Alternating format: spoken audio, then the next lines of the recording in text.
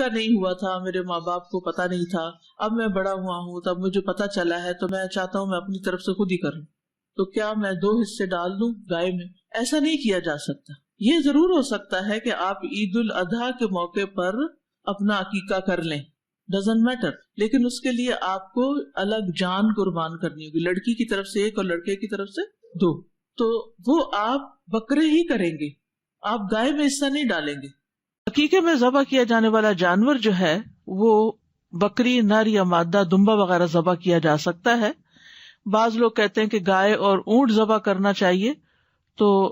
روایت جس میں یہ آتا ہے گائے یا اونٹ کا لفظ، یہ سخت ضعیف روایت ہے، ٹھیک ہے۔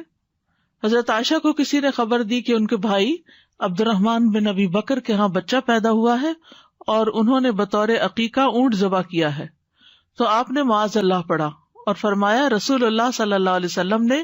تو 2 بکریاں ذبح کی تھی، یعنی ان کے بھائی نے جب اونٹ ذبح کیا تو انہوں نے اس کو پسند نہیں کیا اور کہا کہ نبی صلی اللہ علیہ وسلم نے 2 بکریاں کی تھی تو اس لیے اسی سنت کو فالو کرنا چاہیے۔ ابن عباس رضی اللہ عنہما سے روایت ہے کہ رسول اللہ صلی اللہ علیہ وسلم نے فرمایا لڑکے کے لیے 2 اور بچی کے لیے 1 عقیقہ ہے، یعنی 2 جانور ہیں۔ عقیقہ لفظ استعمال ہوا جس کا مطلب ہے جانور،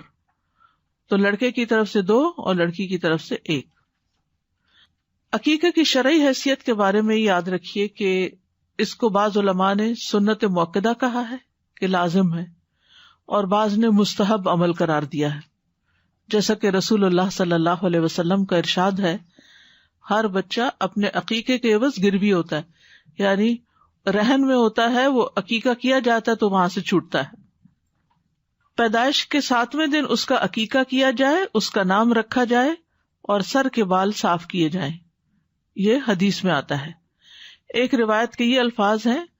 جس کے ہاں کوئی بچہ ہو اور وہ اس کی طرف سے قربانی کرنا چاہے تو ضرور قربانی کرے، ٹھیک ہے، قربانی کرنا چاہے تو کرے، جس سے کیا پتہ چلتا ہے کہ مستحب ہے، اور دوسری روایت سے کیا پتہ چل رہا ہے کہ یہ سنت مؤکدہ ہے، نہیں لازمی کرے۔ تو اس میں یہ ہے کہ جو صاحب حیثیت ہے ان کو تو لازمی کرنا چاہیے، لیکن جو استطاعت نہ رکھتے ہوں، یعنی بعض لوگ ایک بکرا خرید کر قربان کرنے کی استطاعت نہیں رکھتے اور پھر 2 اور بھی ان کے لیے مشکل ہے، تو وہ نہ بھی کریں تو کوئی حرج نہیں ہے، یعنی ان کے لیے گناہ نہیں ہے، ٹھیک ہے، یعنی تنگ دست پہ عقیقہ لازم نہیں ہے کیونکہ وہ عاجز ہے، اور جو عاجز ہوتا ہے اس سے عبادات ساقط ہو جاتی ہیں۔ اسی طرح یہ بھی یاد رہے کہ عقیقے میں قربانی والی شرائط نہیں ہے کہ 2 دانتوں والا ہو اور پھر یہ کہ وہ مخصوص ایج کا ہو، ایسا کچھ نہیں ہے، یعنی جو بھی بکرا ملے بکری ملے اس کو ذبح کیا جا سکتا ہے۔ عقیقے کی بجائے جانور کی قیمت صدقہ کرنا درست نہیں، عقیقے کی بجائے جانور کا معاوضہ جو ہے وہ صدقے میں نہیں دیا جا سکتا۔ عقیقے کے گوشت کو خود بھی کھایا جا سکتا ہے، اسے صدقہ بھی کرنا چاہیے اور دوست احباب کو تحفہ بھی دینا چاہیے۔ اس کی کھال جو ہے غرباء اور مساکین کو دی جائے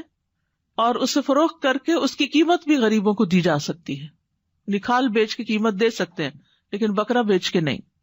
تو یہ چند باتیں تھی عقیقے کے مفہوم اور معنی اور اس کی شرعی حیثیت کے بارے میں۔